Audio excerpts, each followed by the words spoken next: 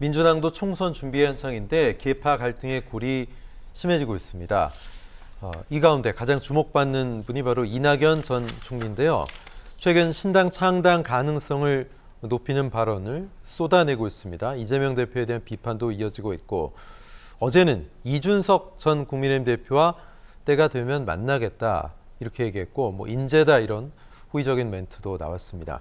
김수환 평론가, 참 정치적인 결이 다른 두 인물인데 결합할 가능성이 있다고 보십니까? 어떻게 보세요? 저는 없다고 봅니다. 결합한다 하더라도 효과가 나타나지 않을 거라고 봐요. 왜냐하면 이낙연 전 대표를 만약에 지지하는 층이 있다고 치죠. 그러니까 민주당의 어떤 비민주성이나 이런 것 때문에 당내에서 일부 떨어져 나간 지지층이나 그리고 비명계 의원 가운데 일부가 나가는 이런 일이 벌어져서 네. 신당까지 간다 하더라도 그 여론층이 그 지지층이 이준석 전 대표를 보고 과연 찍어줄까요? 저는 그 정도 효과가 나타날 거라고 생각하지는 않아요. 그러니까 이 사람 저 사람 다 모아가지고 우리 그냥 반명으로 한번 기치내 걸어봅시다. 반명 반윤 그런 정당 하나 만들어 봅시다. 이 정도인데 그러기에는 이준석 전 대표는 그럴 수 있다고 봐요. 그렇지만 이낙연 전 대표는 상황이 달라요. 그러니까 대선 주자급이기도 하고요. 그러면 국민들한테 최소한 저는 이도저도 아닌 그냥 살아남기 위해서 정당 하나 만들었고요. 표 주세요. 이렇게 말하는 건 대단히 무책임한 거예요. 그래서 이낙연 전 대표가 이준석 전 대표랑 만나는 건 사실 상상하기 저는 어렵다고 생각해요. 이낙연 전 대표는 뭐 하기 위해서, 무엇을 위해서 정치하는 사람입니까? 여기에 대해서 답을 내놓지 않는 한 저는 이 전 대표하고 만난다 하더라도 그만큼 시너지는 나기 어렵다 이렇게 생각하고요. 무엇보다도 지금 당내 비명계에서도 이낙연 전 대표 탈당하시면 안 됩니다 이렇게 바짓가랑에 붙잡고 있다는 거 아닙니까? 이 전 대표 민주당에서 계속 지금까지 정치 5선까지 했고요. 그 다음에 전남지사도 하고 총리도 하고 당대표까지 지낸 인물입니다. 근데 결국 대선 경선에서 졌어요. 자기는 불만이 있다 하더라도 지고 난 다음에 민주당이 정권 내줬어요. 내주는데 어찌 보면 문재인 정부의 제일 오랫동안 총리했던 인물이에요. 책임론 자유로울 수 없단 말이에요. 네. 그런데 갑자기 난데없이 나타나서 이런 민주당은 이제 희망이 없습니다. 이거 얘기하는 게 이게 과연 최소한 호남에서조차도 박수 받을 수 있을까요? 저는 없다고 생각해요. 오히려 저는 지금과 같은 길을 그대로 만약에 가서 신당까지 가게 된다면 전 어느 시점에는 소멸되는 정치인이 될 것이다라고 생각합니다. 네. 장소영님 이른바 낙준연대 가능성이 있다고 보세요? 김성환 평론가님이 너무 잔인하게 얘기하셔가지고 참 서로에 대해서 잔인하게. 네, 당황스러운데 이질적인 결합인 것은 맞죠. 네. 근데 지금은 어떤 호감도 어린 눈빛 교환은 끝났고 서로에게 좀 호감도 있는 말을 직접 표하기 네. 시작을 했다. 예. 만나서 생각이 어떤지는 서로 한번 들어볼 만한 단계까지 갔다라고 말씀을 요즘 드리고 말로 싶어요. 플러팅을 좀 하는 건가요? 네, 서로? 썸 타고 있는 건 같아요. 그렇군요. 예. 그건 맞는 것 같은데 네. 임성환 평론가님께서 반명 반윤 정당으로 성공할 수 있냐, 살아남기 위한 몸부림이다 그렇게 말씀하셨는데 예. 그러면은 현재 정치 이대로 가도 좋아요? 그냥 영남, 호남 거대 정당이 자신들의 기득권, 고집, 신념 상대를 인정하지 않는 이런 정치 그대로 가는 게 국민들에게 이익이 돼요? 이런 방향이 맞아요? 이거를 좀 바꿔보자고 좀 합리적이고 상식적인 사람들이 모여가지고 정치 개혁을 해보자라고 하는데 그거에 대해서 너무 그렇게 잔인하게 얘기를 하세요.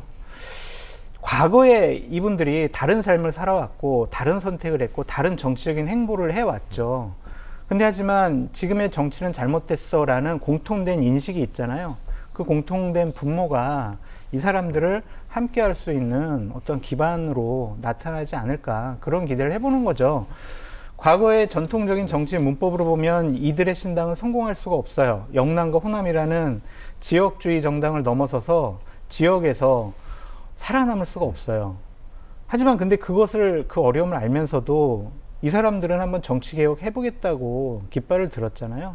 근데 그거에 대해서 너무 폄하하거나 아니면 너희들 의미 없어 소멸될 거야 이렇게 얘기 안 하시는 것이 참 좋지 않을까라는 생각도 해봅니다. 네, 반론을 좀 부드럽게 드릴까요? 얘기하면서 저를 굉장히 날카롭게 비판하고 계시는데요. 네. 그러니까 이낙연 전 대표, 이게 제가 이준석 전 대표한테 얘기한 건 아니잖아요. 이낙연 전 대표는 지역주의 구도에서 제일 수혜자예요. 네. 호남에서 계속 줄곧 정치했어요. 네. 그러니까 기득권으로 말하면 제일 기득권의 인물이에요. 네.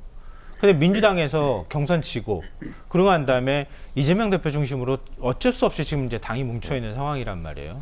그건 저는 단순히 이재명 대표를 좋아해서 지지자들이 뭉친 측면도 뭐 일부는 있겠지만 윤석열 정부 때문에 도저히 이렇게 해서는 안 되겠다고 하는 그 마음들이 같이 뭉친 측면도 있다고 봐요. 근데 이낙연 전 대표는요, 윤석열 정부에 대해서 비판 안 해요. 민주당한테 이게 뭐 예전의 민주당이 아니라는 식으로 얘기를 한단 말이에요. 그럼 이낙연 전 대표 지향은 뭐예요? 그러니까 나를 모셔주지 않으면 이거는 민주당은 이거 쓸 수 없는 정당이 돼버렸어 라고 말하는 거나 다름이 없어요. 그러니까 자기를 위해 존재하는 당에 자기를 중심으로 해서 지금 정치를 해석하고 있는 거예요. 그러니까 저는 아까 소멸된다고 말씀드렸던 거는 이낙연 전 대표가 만약에 계속 정치 미래를 갖고 할 거라면 당에 남아있어라. 남아서 말하는 것처럼 이낙연 전 대표 얘기하듯이 이재명 대표 물러나게 되거나 사법 리스크 발동하면 그때 대안으로 나서라. 그래서 민주당을 아낀다면 민주당의 기득권이든 뭐든 혁신하여 나가면서 민주당을 바꿔나가라 라고 말하는 거예요. 근데 지금 단순히 나를 지지했던 비명계가 지금 위태로운 상황이거나 아니면 당내 비판을 받고 있어. 그리고 나도 지금 별로 자리가 없는 것 같아. 그러니까 나는 신당 만들어야지. 이러고 튕겨나가는 게 과연 설득력 있는 얘기냐라는 반론을 제기하는 거고요. 과거 얘기 안 꺼낼 수가 없는데 과거 열린우리당이 있을 때 열린우리당이 새로운 당의 모습, 기득권 호남의 정당을 탈피해서 새로운 전국 정당을 만들겠다고 열린우리당 만들 때 이낙연 전 대표는 민주당이 그대로 남아 있었어요. 노무현 전 대통령 탄핵에도 일조한 사람입니다. 그러니까 이렇게 기회주의적인 선택들을 해나가는 것에 대해서 저는 그게 그 미래가 만약에 큰 정치인으로 그 앞으로 뭐 대선까지 가서 대통령이 되겠다고 하는 욕심이 있다면 이건 잘못된 선택을 하는 것이다라고 말씀드리는 거예요. 그러니까 당시에 열린우리당과 민주당을 선택한 거에 대해서 기회주의적이라고 얘기를 하셨는데 당시에 노무현이라는 권력이 당을 만들려고 그래요. 그리고 국민적인 여론도 높았고 그거를 따라가는 게 기회주의적인 것이지 호남 민주당을 지킨 것 권력이 한 거에서 나는 민주당 이 뿌리를 지킬 거야라고 한 것이 왜 기회주의적인지 저는 그것은 이해할 수가 없다라고 그럼 말씀드리고 지금도 민주당 지키면 되잖아요. 지금의 민주당은 그때의 민주당하고는 다르죠. 이재명 당대표가 그러니까 이재명 당대표가 이낙연 당대표에 대해서 뭐 제가 옹호하고 싶은 생각은 없는데 이재명 당대표가 이낙연 전 대표를 인정을 안 해주고 있잖아요. 그러니까 지금 같은 논법으로 얘기를 해보면 윤석열 대통령이 이재명 당대표를 국정 운영의 동반자 야당 지도자로 인정을 안 해줘요. 윤석열 대통령이 나쁜 것이지 대우를 못 받는 이재명 당대표를 막 당신이 그래도 말이야 야당 당대표로서 적극적으로 더 대화하자고 그러고 막 뭐 국정 협조해줄 건 협조해줘야지 당신이 나빠 이렇게 공격 안 하시잖아요. 그러니까 대우를 안 해주는 이낙연 대표로서는 뭘 어떻게 하겠냐고요. 그러니까 잘못된 길에 대해서 나와서라도 좀 바로잡고 싶어 한다. 그런 측면으로 좀 이해하면 좋을 것 같은데 저는 그 길이 김성환 평론가님 말씀하신 것처럼 그렇게 썩 성공할 것 같진 않아요. 알겠습니다. 아니 근데 뭐 이 얘기 좀 길게 하면 안 될 것 같긴 한데요. 짧게 해주세요. 이낙연 전 대표 미국 갔다 왔고요. 네. 대선 경선 지고 난 다음에 네. 들어와서 이제 발언하기 시작한 지 뭐 몇 주 되지도 않아요. 네네. 근데 그 사이에 이재명 대표가 막 버선발로 나가가지고 오셨습니까? 같이 이렇게 하는 모습을 비추는 거 물론 뭐 만나가지고 뭔가 같이 얘기하는 모습은 필요할 수는 있겠지만 뭘 대접을 안 해줬다는 건지 잘 이해가 안 돼서 제가 아니, 왜냐면 들어온 지 한 얘기를 6개월 하는 거예요. 넘었는데 아유 참 그동안 미국에서 고생하셨습니다. 우리 내년 총선 위해서 우리 한번 같이 힘을 합쳐요.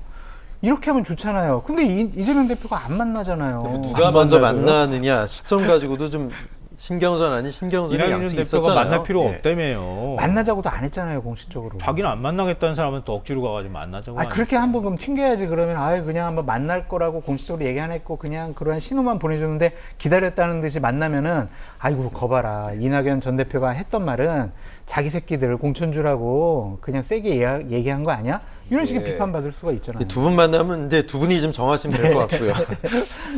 이낙연 전 대표가 오늘 민주당을 탈당한 이상민 무소속 의원을 만났습니다. 자, 이 전 대표가 탈당을 선택한 이상민 의원을 먼저 만나자고 했다는데 왜 만나자고 같이 했을까요? 하자는 거죠. 나 이제 뭐 탈당해서 새로운 당을 좀 만들려고 하니까 이상민 의원 당신이 주장한 거에 나 충분히 공감하고 네. 같이 하고 싶다. 세력이 있어야잖아요. 이낙연 전 대표 혼자 나가서 신당 만들면 그 신당이 되겠습니까? 그래도 현실적으로 의원들이 몇 명 좀 참여를 해서 네. 힘을 실어주는 모습을 보여야죠. 그러니까 일단 탈당한 이상민 의원부터 내 편으로 만들고 싶다라는 강한 의지의 표현 같습니다. 네.